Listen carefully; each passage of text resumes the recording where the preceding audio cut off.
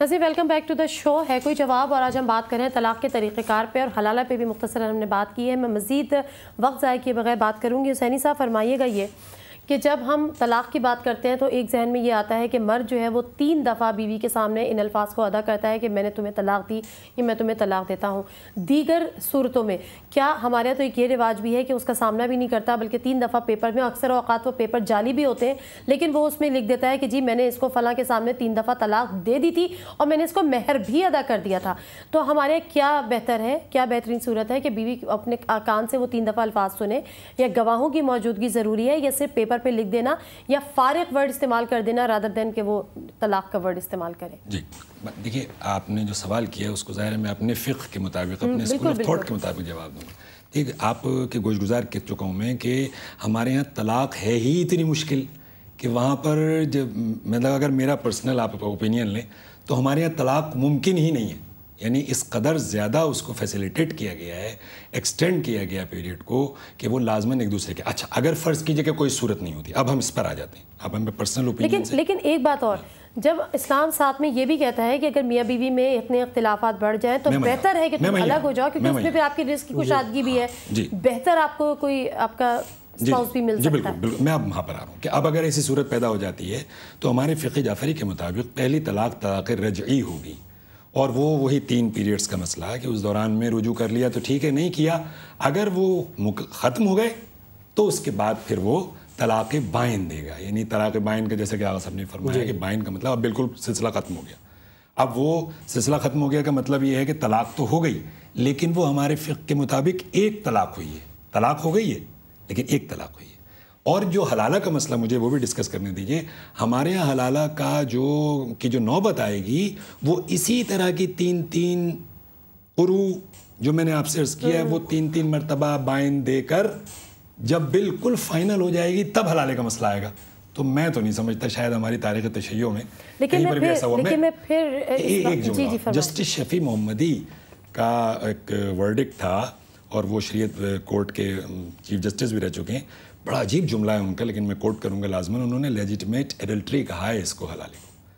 یہ ایک عجیب، یعنی میں اس کو اردو میں ترجمہ نہیں کر رہا ہوں، لیجیٹمیٹ ایڈلٹری۔ ہمارے نزدیک آپ نے پہلے ہی میرا مسئلہ حل کر دیا، اور صاحبان نے بھی، کہ یعنی پیغمبر خدا کی اس حدیث کے مطابق کہ لعن اللہ المحلل، اس محلل پہ بھی لعنت ہے، اور جس کے لیے وہ محلل ہوا یعنی جو حلالہ کر رہا ہے، ان دونوں پہ لعنت ہے۔ تو اس کو بہت ہی یوں سمجھ لیجیے کہ ہمارے یہاں تو حلالے کی نوبت ہی بہت ہی ایکسٹریم پہ جا کے، وہ اگر آپ کنٹینیوس ایک پیریڈ پہ لگا لیں تو وہ اگر بالکل کنٹینیو پہ لگا لیں ایک کے بعد ایک، تو وہ 9 مہینے تو تقریباً وہ پیریڈ بنتا ہے جا کر کہ بالکل وہ تیسری طلاق دے گا تو پھر حلالے کا مسئلہ آئے گا۔ اور میں ایک جملے کی اور اجازت چاہوں گا کہ دیکھیے، یعنی پروردگار عالم نے ان فطرت اللہ التی فطر الناس علیہا لا تبدیل لخلق اللہ، پروردگار عالم نے اپنی فطرت پہ انسان کو خلق کیا، ونفخت فیہ من روحی، اور اپنی روح اس کے اندر پھونکی ہے۔ تو یہ انسان نے کیا کر لیا؟ یعنی پروردگار عالم رحمان ہے، رحیم ہے، مدبر ہے، لیکن ہم اگر اس طریقے سے فوری طور پہ فیصلے کریں گے اور قرآن مجید سے اس طرح استفادہ نہیں کریں گے تو لازماً یہی صورتحال ہوگی، نسلیں برباد ہوں گی، جنریشنز برباد ہوں گی، اور اس کے علاوہ پتہ نہیں عورت چاہتی یا نہیں چاہتی۔ ٹھیک ہے،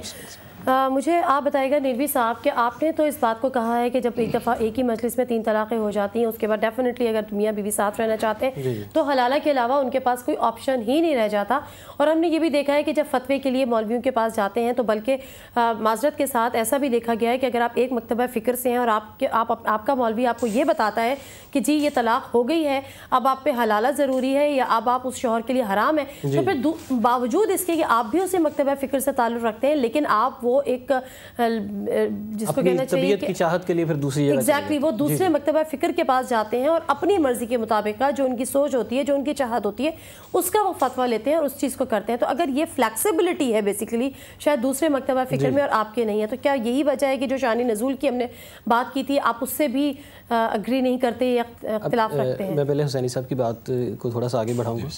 کہ جہاں طلاق کو ہم کہتے ہیں کہ بھئی ہو ہی نہیں سکتی، تو بعض اوقات معاشرے میں ایسی صورتحال بھی ہوتی ہے کہ طلاق کا ہونا ضروری ہوتا ہے. وہی تو ہم نے بات کرنی نا کہ کوشش تو کی جاتی ہے, ناپسندیدہ فعل ہے, لیکن ساتھ ہی اللہ تعالیٰ نے یہ بھی فرما دیا ہے کہ اگر حد درجہ اختلافات آپ کے پڑ جائیں تو بہتر ہے کہ اس میں الگ ہو جاؤ اور اس سے بہتر انداز میں رزق کی کشادگی بھی ہو اور بہتر آپ کو کوئی آپ کا ساتھی دوسری طرف لوگوں کے لیے مشکل بھی ہو سکتی ہے وہ. اور دوسرا یہ آپ نے سوال کیا تھا طلاق اگر مکتوب ہے, لکھی ہوئی ہے, یا یہ کہ اس کے جو ہے وہ کوئی اس نے کہا ہے اور عورت نے سنا ہے یا نہیں سنا, یہی آپ کا سوال تھا وقفے سے پہلے میرے خیال میں. تو اب میں اس کا یہ جواب دوں گا کہ عورت کا سننا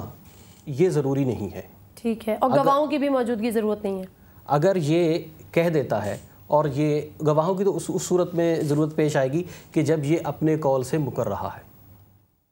ٹھیک ہے, ٹھیک ہے. اچھا, وہ ایک دفعہ اگر لکھ کے پیپر دے دیتا ہے کہ جی میں نے اس کو 3 گواہوں کی موجودگی میں یا 2 گواہوں کی موجودگی میں طلاق دے دی, تو وہ بھی طلاق ہوگی چاہے اس نے نہیں بھی دی ہو. نہیں, اگر اس نے نہیں دی, نہیں, ہمارے پاس 2 دن قبل ایک خاتون آئی تھی, بلکہ انہی خاتون کی جو ہم نے کہانی سنی تو اسی سے ہمارے ذہن میں ٹو بی ویری آنیسٹ آج کا پروگرام رکھنے کی بات ہوئی. مطلب میں آپ کو بھی شامل گفتگو کروں گی مدنی صاحب کہ اس خاتون نے کہا کہ وہ آدمی ایک پیپر پہ ڈیڈ بنا کے کہ جی میں نے اس کو فلاں کی موجودگی میں 2 گواہوں کی موجودگی میں 3 دفعہ طلاق دے دی تھی اور میں نے اس کی مہر کی ادائیگی بھی کر دی اور اس کے گھر میں آ کے گیٹ سے وہ پیپر اندر پھینک کے چلا گیا. تو پھر مجھے یہ بتائے گا کہ اب اس کو کس طرح سے جانچا جائے اس کی سچائی کو. اگر اس نے یہ لکھا ہے کہ میں نے اس کو طلاق دے دی, چاہے وہ گواہ اس میں موجود ہوں یا نہ ہوں, افضل اور اولا یہ ہے کہ گواہ بنائے جائیں. اگر گواہ نہیں بھی ہیں تو وہ طلاق واقع ہو جائے گی. اگر اس نے یہ الفاظ لکھے میں نے اس کو طلاق دے دی, ٹھیک ہے, اور وہ کہتا ہے میں نے اس کو طلاق دے دی تھی یا میں اس کو طلاق دوں گا, یہ مستقبل کے لیے یا ماضی کے لیے کہہ رہا ہے کہ میں نے دے دی تھی حالانکہ نہیں دی تھی, اس کا مطلب یہ ہے کہ یہ خود کنفیوز ہے اور اس کو نہیں پتا. اس صورت میں پھر کیا ہوگا؟ نہیں, طلاق واقع نہیں ہوگی اس لیے کہ اس نے دی نہیں تھی. یہ کہہ رہا ہے میں نے دے دی تھی. جھوٹی خبر کو جو وجہ ریپیٹ کر رہا ہے, وہ تو کر رہا ہے نا, میں وہی تو کہہ رہی ہوں. اس کو جانچنے کا طریقہ کیا ہوگا؟ ہمارے مطابق فقہ جعفری کے مطابق میں نے عرض کیا کہ وہ جب طلاق رجعی کا وقت پیریڈ گزر جائے گا اور طلاق بائن فائنل ہو جائے گی تو اس صورت میں پھر وہ صیغے کہلاتے ہیں. ہمارے یہاں نکاح میں بھی صیغے جاری کیے جاتے ہیں اور اس میں نکاح میں بے شک گواہوں کی ضرورت نہیں ہے, لیکن طلاق کی صورت میں. لیکن آپ کے یہاں تو یہ چیز ہے, مگر جو ہم اگر بات کر رہے ہیں اہل حدیث کی یا ہم بریلوی مکتبہ فکر کی بات کر رہے ہیں تو وہاں پہ تو یہ چیز بھی بڑی کنفیوزنگ ہو گئی نا کہ جی وہ طلاق ہوئی یا وہ طلاق نہیں ہوئی, اس کو پہ کس طرح سے جانچا جائے گا. پھر آپ کے یہاں تو یہ بھی مہلت ہم نہیں دے رہے کہ اگر وہ ایک طلاق مان لی جائے کہ اگر اس کا جھوٹ بھی ہے یا سچ بھی ہے اس کو ایک طلاق مان لی جائے اور اس کے بعد عدت گزارنے سے قبل رجوع کی آپ اس پہ ایک وہ بھی کر دیں کہ جی ٹھیک ہے آپ رجوع کر سکتے ہیں, یہ بھی آپ کو ریلیکسیشن مل جائے. ایسا بھی نہیں ہو سکتا. اب یہاں جو صورتحال ہے, اگر تو اس پورے کیس کو اسٹڈی کیا جائے پھر اس کے اوپر کوئی اسٹیٹمنٹ جاری کی جائے. اب مسئلہ یہ ہے کہ وہ پرچہ ڈال کے چلا گیا, ٹھیک ہے, اب اس سے پوچھا جائے کہ یہ تم نے لکھا ہے, یہ بھی تو ہو سکتا ہے ہمسایہ لکھ کے ڈال گیا. اب وہ اپنی بات پر قائم ہے, نہیں وہ اپنی بات پر قائم ہے, وہ اپنی بات پہ قائم ہے کہ ہم نے اس کو طلاق دے دی تھی, مہر بھی دے دیا تھا نہ, جبکہ اس نے طلاق دی تھی نہ اس نے مہر ادا کیا تھا. یہ کہاں سے آیا کہ اس نے نہیں دی تھی؟ اس سے یہ پوچھا جائے گا, اس سے پوچھا جائے گا, وہ اپنے قول کی تشریح کرے گا. میں مجھے یہ گزارش کریں کہ الٹریسی اور اگنورنس جو ہے نا وہ سب سے بڑا پرابلم ہے. عورت کو خود اہل حدیث فقہ حنفی فقہ جعفری کے مطابق عورت کو معلوم ہونا چاہیے. ٹھیک ہے, اور اگر کہتی ہے اور اگر یہ کہتی ہے کہ مجھے اس نے طلاق نہیں دی, یہ طلاق اس کی جنہیں اس نے جو طلاق دی ہے, مثلا فقہ جعفری والی عورت وہ کھڑی ہو جائے, بات کرے کہ میں طلاق لینا نہیں چاہتی, یہ مجھے طلاق اگر دینا چاہتا ہے تو یہ پورے پروسیس سے گزرے, اور اس پروسیس سے گزرنے کے بعد اس کو اویئرنیس ہونی چاہیے. مدنی صاحب آپ فرمائیے کہ عورت یہ بات کہنے کی جسارت رکھتی ہے کہ جی اس نے مجھے طلاق نہیں دی, اس کی بات مانی جائے گی ہمارے معاشرے میں؟ نہیں, اگر عورت کہتی ہے طلاق نہیں دی اور مرد کہتا ہے میں نے طلاق دی ہے تو ظاہری بات ہے اس کی بات مانی جائے گی. لیکن اگر مرد نے طلاق نہیں دی تھی اور اس نے لکھا اس میں کہ جی میں نے ان کو طلاق دے دی تھی, مرد سے حلفیہ بیان لیا جائے گا کہ کب دی تھی آپ نے طلاق.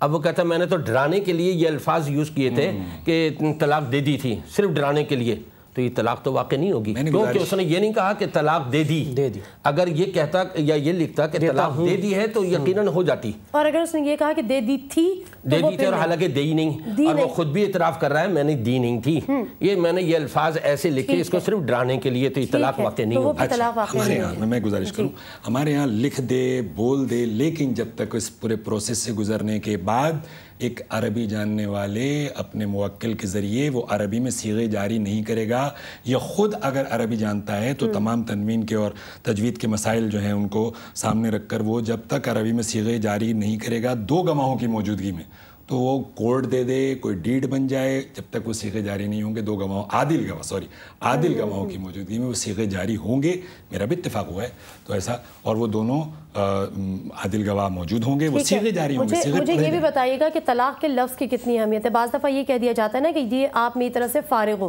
اس کو بھی ہم طلاق کے زمرے میں لیتے ہیں. جب پیغمبر خدا نے مکہ فتح کیا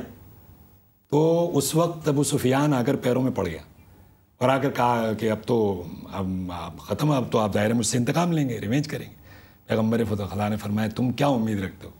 اس نے کہا جی آپ تو کریم ابن کریم ہیں، آپ سے کیا تھا وہ؟ آپ نے فرمایا انتم الطلقاء، جاؤ میں نے تمہیں آزاد کیا. اب یہ کیا، یہ طلاق نعوذ باللہ، مطلب کیا طلاق کا لفظ یہ ہے کہ آزاد کر دینا. اگر وہ فارغ بھی بولتا ہے تو بھی پھر جی اگر شوہر بیوی کو جب جھگڑا ہوتا ہے نا تو عام طور پہ بیوی کہتی ہے ٹھیک ہے اچھا مجھے فارغ کر دو، اس سے میں اس نے کہہ دیا، اس کا مطلب یہی ہوتا ہے بیوی کا کہ یعنی طلاق دے دو، اور شوہر اس سے کہتا ہے جا تو فارغ ہے، تو یہ یقیناً طلاق ہوگی. کیوں